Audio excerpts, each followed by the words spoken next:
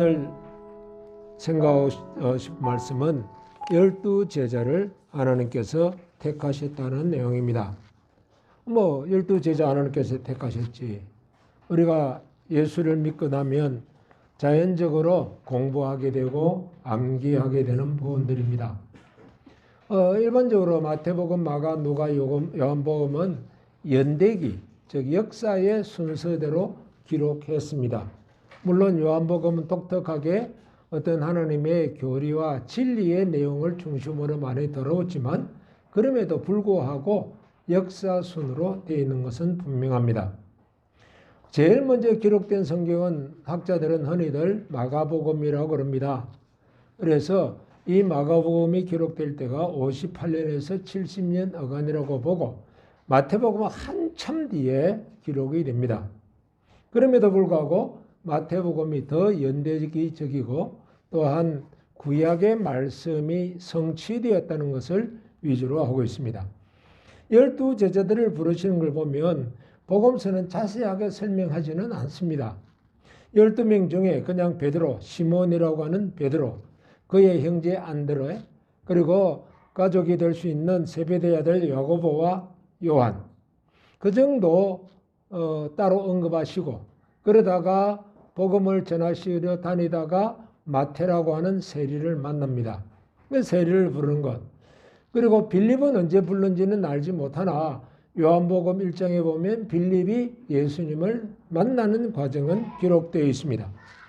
그러니까 12명이 어떤 식으로 부름을 받았다 잘 모릅니다.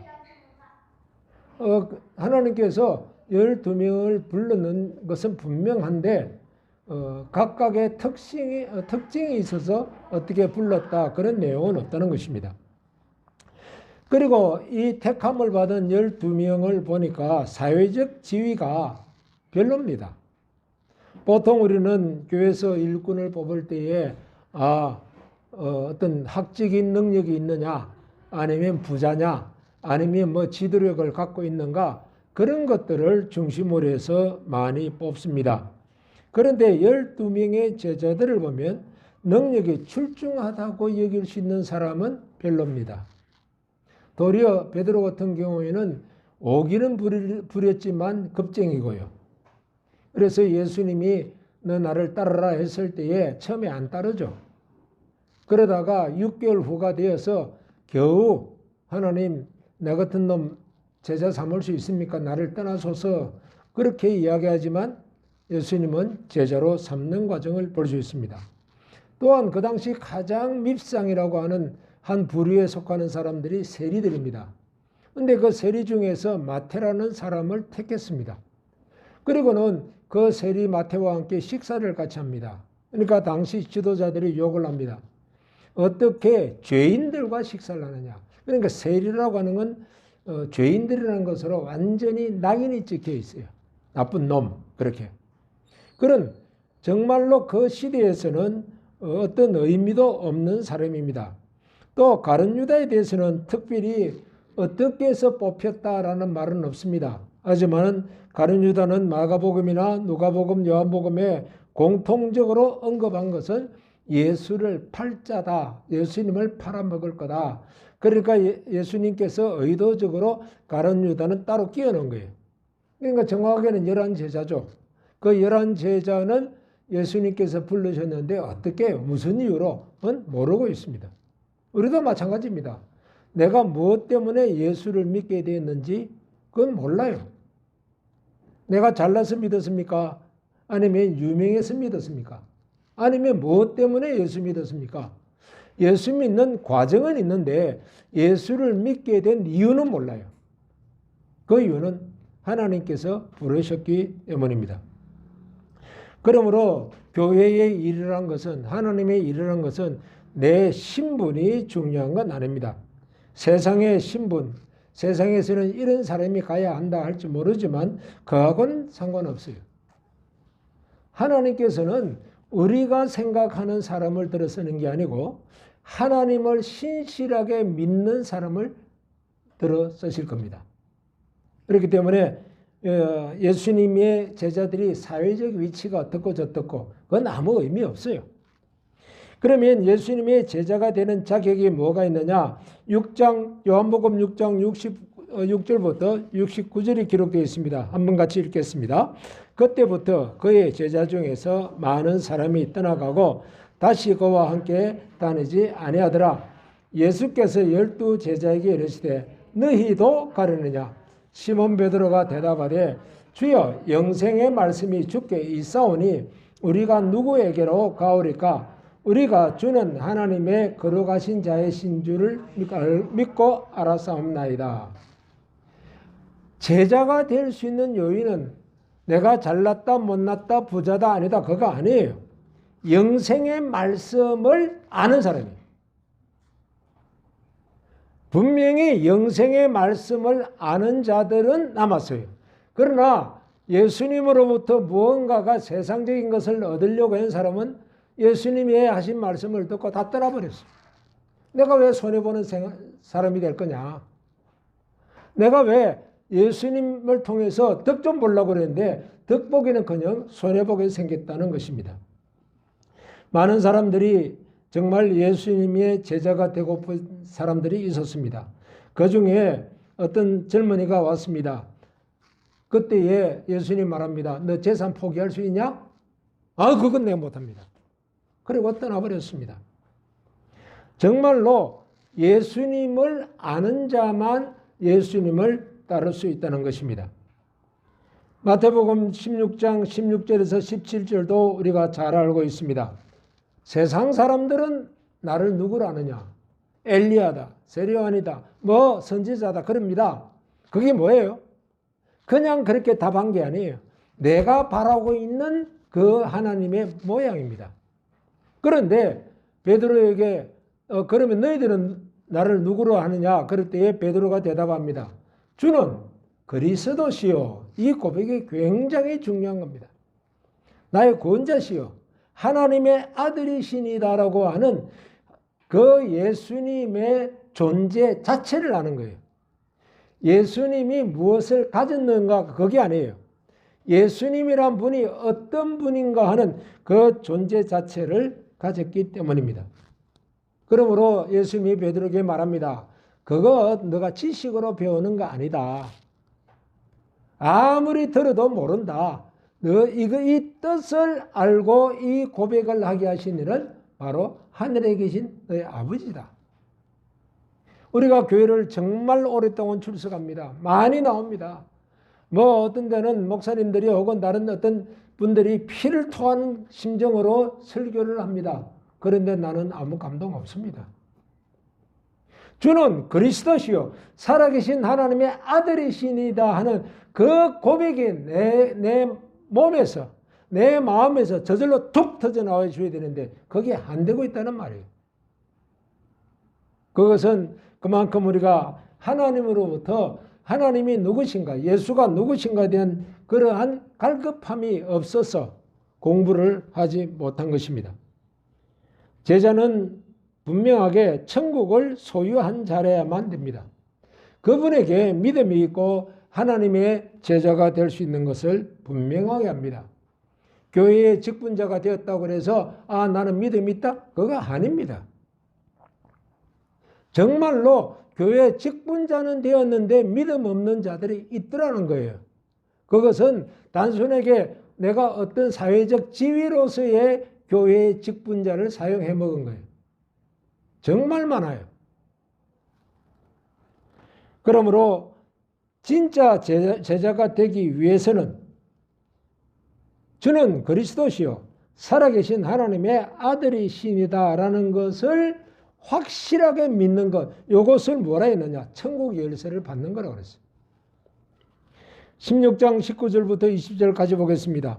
내가 천국 열쇠를 내게 주리니 내가 땅에서 무엇이든지 매면 하늘에서도 매일 것이요 내가 땅에서 무엇이든지 풀면 하늘에서도 풀리리라 하시고 이에 제자들에게 경고하사 자기가 그리스도인 것을 아무에게도 이르지 말라 하시니라. 이제야 비로소 그리스도라는 의미를 알게 되는 거예요. 내가 예수를 믿는다고 수십 년을 다녔습니다마는 그러나 주는 그리스도시오라는 그 고백이 그 뜻을 알고 믿느냐는 거예요. 그것을 모르고 그냥 교회에서 나오라고 하니까 나오고 어떤 여식과 절차를 따라서 예배하라니까 예배하는 것뿐이에요. 그 결과는 뭐겠느냐는 거예요. 어제 모 집사님이 오셨어요. 그 집사님은 좀 재미있는 집사님이에요. 56세에 은퇴를 하시고, 그리고 이제 집안 살림을 위해서 자녀가 외국 유학 나가 있으니까 이제 그 소위 높은 직급에 계셨어요. 새벽에 신문을 돌립니다. 신문 돌리고 그리고 와서는 목사님 이거 11조입니다 하고 내놔요. 그때 아마 최초 제가 받은 게 6만 원 받았던가? 뭐 그 좀 받았을 거예요. 근데 어제 또 11조를 가져왔어요. 그래서 우리 교회는 너무 크니까 그냥 목사님 교회 계속 드릴 겁니다 하면서 이번에는 꽤 많은 그러니까 그냥 아르바이트 하는 수준이면 꽤 많은 11조를 가져오셨더군요. 그분이 오시면 꼭 하시는 말씀이 있어요. 교회의 직분을 왜 가짜들이 맡고 있느냐? 교회의 직분을 왜 가짜들이 맡고 있느냐? 다시 말해서 세상의 지위를 이용하려고, 세상에 살아가는 방편으로 이용하려고 왜 직분을 갖느냐가 좀 제대로 살아보겠다고 발부둥 치는 모습을 볼 수 있습니다. 천국 열쇠가 딴 거 아니에요. 자기가 그리스도인 것을 아는 자예요. 예수님이 그리스도인 것을 아는 자예요. 나를 구원하실 메시아라는 걸 아는 자예요. 하나님의 아들이심을 진정으로 믿는 자예요. 그런데 이 믿음을 가진 자가 몇 명이나 있을까 하는 거예요. 제자는 확실하게 천국을 소유하는 자라야 합니다. 이런 믿음은 내가 의도적으로 배워서 억지로 생기는 게 아닙니다. 그냥 마음으로 우리 예수님은 그리스도다 하고 저절로 나와집니다. 그 믿음이 없다면 엎드려야 됩니다. 하나님, 나는 이 믿음이 필요합니다라고 그럽니다. 그런데 로마 가톨릭에서는 불행하게도 이 천국의 열쇠를 베드로에게만 주었고, 그 베드로가 계속해서 사제들에게, 신부들에게 주었다라고 이야기합니다. 아니요. 아주 자가당착적인 일이 생겼습니다. 중국이 문을 닫아 걸어버리고 소위 모든 종교는 다 추방했습니다. 그게 1968년부터 78년까지 있었던 소위 홍위병 시대입니다. 문화혁명이라고 하는. 그 10년간에 다 쫓아내고 난 뒤에 자기들끼리 우리도 종교가 있다라고 대외 선전하려고 가톨릭 교회를 문을 열었어요. 그리고 신부는 전부 다 소위 그 당시에 그 최고 지도자가 임명을 했어요. 그러니까 로마 교황청으로부터 임명받은 거 아니에요. 그런데 로마 교황청이 이제 우리 중국하고 교류하자 그렇게 하니까 우리가 준 사제들을 다 신부로 인정해라. 맨 처음에 가톨릭에서 못한다 그랬죠. 나중에는 인정해버렸습니다. 자기들의 논리를 자기들이 깨버린 거예요. 정치적인 것은 우리가 볼 수 있습니다. 그게 아닙니다. 성령이 내 마음속에 주는 그리스도시요 살아계신 하나님의 아들이라고 하는 확정을 가져내야 돼요. 만일에 이것이 없이 교회를 계속 나오신다면 반드시 이 문제를 놓고 기도하셔야 됩니다. 깨닫게 해 주십시오. 그리스도, 메시아란 말이 무엇인지, 나를 구원하시는 자는 것을 확실하게 깨닫도록 그렇게 기도해야 할 줄 압니다. 그 다음에 두 번째로는 예수님의 고난을 이해하는 자가 되어야 합니다. 예수님은 16장 21절 이야기합니다. 이때로부터 예수 그리스도께서 자기가 예루살렘에 올라가 장로들과 대제사장들과 서기관들에게 많은 고난을 받고 죽임을 당하고 제3일에 살아나야 할 것을 제자들에게 비로소 나타내시니. 내가 메시아라는 걸 인정하지 못하는데 과연 이 예수님께서 십자가에 죽었다가 다시 산다는 것을 믿을 수 있을까요? 못 믿죠. 내가 어떻게 믿느냐고는. 그런데 실제로 예수님의 부활을 믿지 못하는 자들이 너무 많아요. 너무 많아요. 예수님께서 죽으심이 끝난 걸로 생각하는 거예요. 지금 내가 가진 재산이 다 없어지면 끝나는 줄 알아요. 지금 내가 고통을 당하게 되면서 지난날에 그 즐거웠던 거 다 빼앗겼다 생각하고 그게 끝난 줄 알아요. 그래서 자살하는 거예요. 그러나 하나님이 그 뒷면에 나를 붙잡고 계시고 나를 위해서 오늘도 역사하신다는 그 메시아 사상을 갖고 있으면, 메시아라는 믿음을 가지고 있으면 그것도 그렇게 안 합니다. 이 메시아 사상을 가지게 되면, 예수님만이 나의 구원자시다는 것을 확신하게 되면 그 다음에 요구하는 게 있습니다. 제자들하고 2년 동안 지금 지나면서 천국의 이야기를 다 이야기했습니다. 다음 주일날 천국에 대해서 우리가 이야기할 텐데, 그 이야기 다 끝난 다음에 그 다음 무슨 말을 합니까? 비로소 내가 메시아인 것을 믿느냐라고 물으신다고요. 여러분들의 마음과 여러분들의 입에서 주는 그리스도이시오, 살아계신 하나님의 아들이십니다라는 신앙 고백이 확실하게 있다면 그 다음 단계를 감당할 수가 있어요. 그 다음 단계가 뭡니까? 자기 십자가를 져라, 그런 것입니다. 마태복음 16장 24절 25절 같이 읽겠습니다. 이에 예수께서 제자들에게 이르시되 누구든지 나를 따라오려거든 자기를 부인하고 자기 십자가를 지고 나를 따를 것이니라. 12사도 중에 가룟 유다를 빼버린 11사도 속에 들어가고 싶습니까? 그렇다면은 주는 그리스도시요 살아계신 하나님의 아들이라는 신앙 고백과 함께 이제는 내가 십자가를 지겠습니다, 내가 십자가 질 수 있습니다라고 말할 수 있는 사람이 돼요.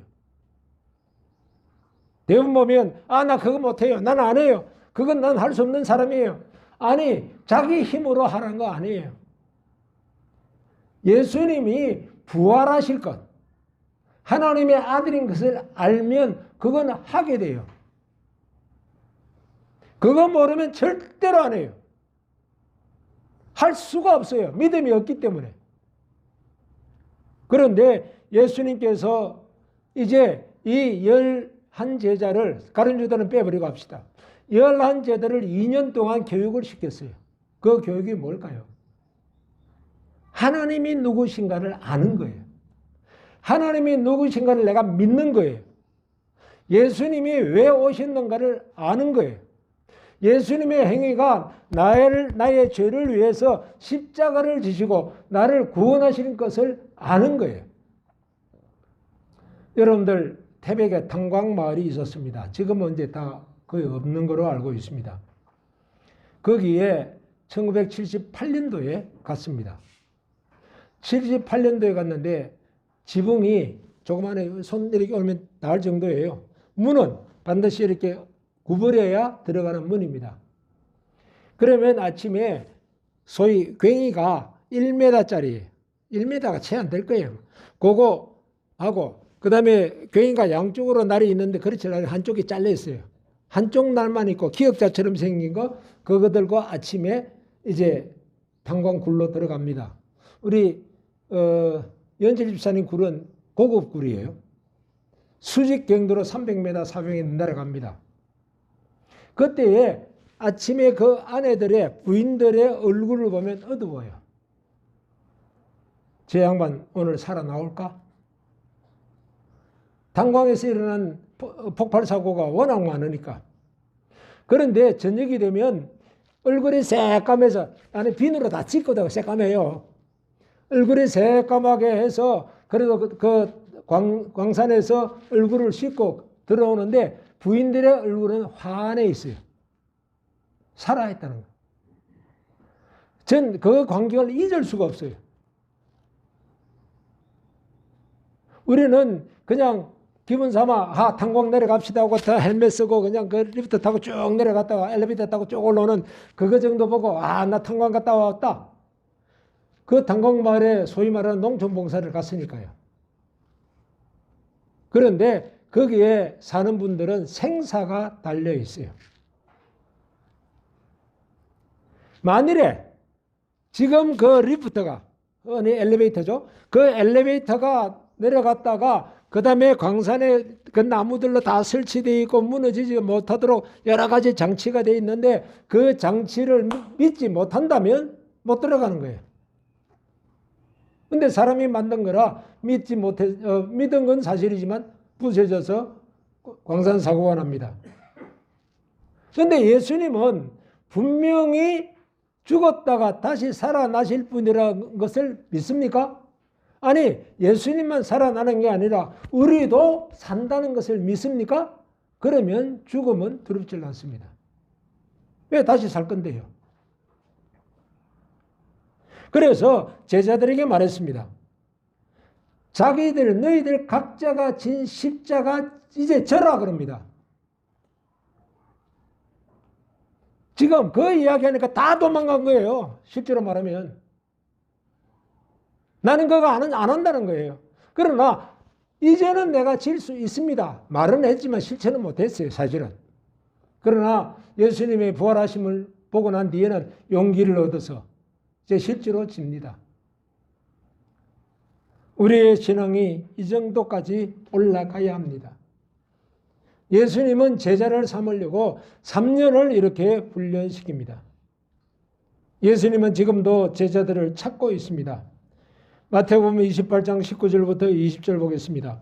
그러므로 너희는 가서 모든 민족을 제자로 삼아 아버지와 아들과 성령의 이름으로 세례를 베풀고 내가 너희에게 분부한 모든 것을 가르쳐 지키게 하라.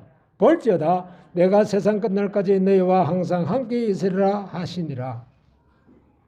제자를 삼아 달라고 합니다. 교인 수가 많은 것 아니에요. 제자를 삼아 달라는 거예요. 내 평생 제자 몇 명이나 삼았습니까? 우리 재영 선생님은 당수도 가지고 많은 사람들이 제자로 되어 있습니다. 아마 수천 명 되시겠죠. 그 사람들이 또 도장을 차리고 가르칩니다. 그래서 확산되어 가고 있습니다. 그런데 우리에게는요. 예수님은 이야기합니다. 모든 민족을 제자로 삼아라. 제자 삼는 대상에 그냥 짬짬한 이런 거 아니에요. 모든 민족이에요. 누구든지 제자를 삼을 수 있다라는 의미예요. 내가 필리핀 사람도 제자 삼을 수 있어요. 내가 몽골 사람도 제자 삼을 수 있어요. 한국 사람뿐만 아니라 내 주변에 있는 사람뿐만 아니라 전 세계 모든 사람이라도 다 제자를 삼겠다고 하면 제자 삼을 수 있게 해 주겠다는 겁니다. 그런데 우리는 이거 포기하고 있습니다. 그냥 내 혼자 교회 나와서 신앙 지키면 될 거다라고 이야기합니다. 아니요. 제자를 삼는다는 말은 가르쳐야 됩니다. 가르치지 않으면 제자가 안 나옵니다. 나올 수가 없습니다. 나는 누구를 제자로 삼느냐? 결혼하면 태어난 자식들을 제자로 삼으려고 무던히 노력하죠.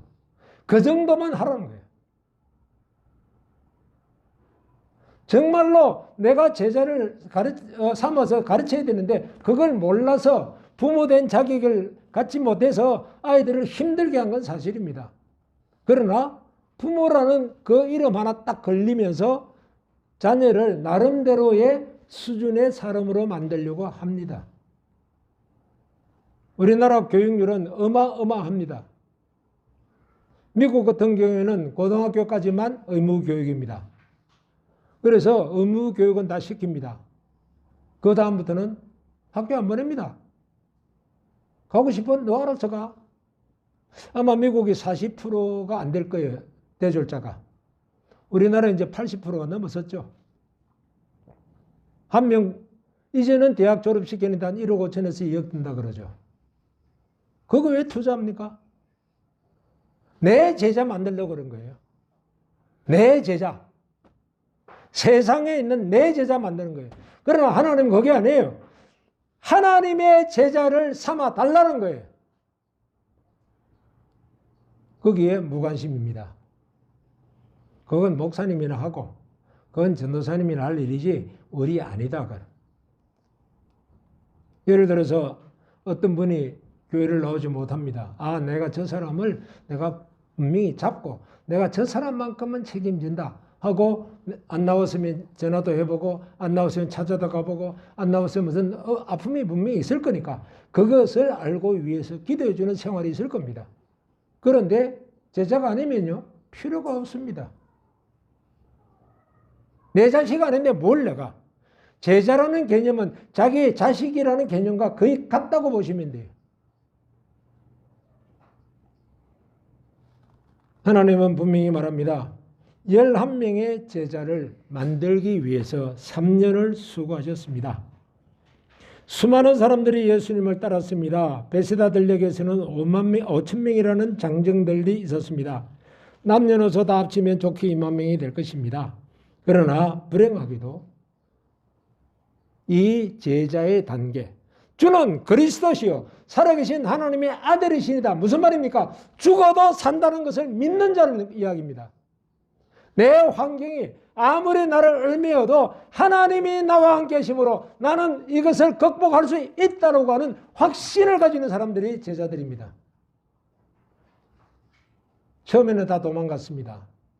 그러나 예수님의 부활을 보았고 체험했고 그 마음속에 완전히 그 예수님의 부활이 자리 잡고 난 다음에는 세상 어딘들 못 갔습니까? 다 갑니다.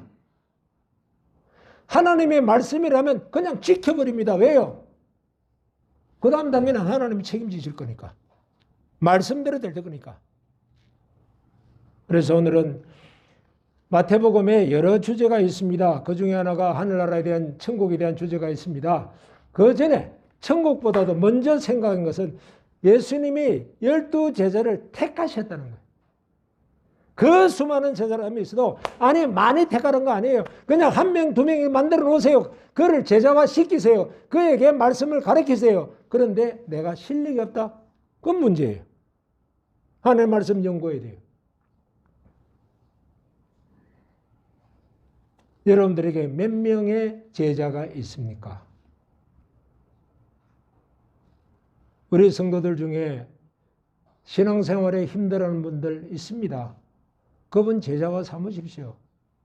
2명 할 필요 없어요. 1명만 삼으십시오. 그리고 그분의 삶에 개입을 하십시오.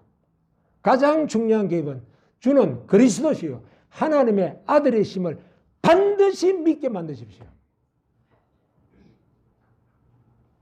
이것이 중요한 내용입니다. 그래서 하나님도 지금도 우리 교회에서 제자를 삼을 사람을 찾습니다. 나는 세상에 제자가 많은 게 좋습니다. 맞습니다. 그러나 하나님은 나의 제자가 필요하다. 누가 나의 제자가 되어줄까? 그 사람이 하나님 나라를 확장할 것이기 때문입니다. 마태복음 6장 33절 다시 한번 읽어보십시다. 그런즉 너희는 먼저 그의 나라와 그의 의를 구하라. 그리하면 이 모든 것을 너희에게 더하시리라. 참된 제자가 되기를 주의 이름으로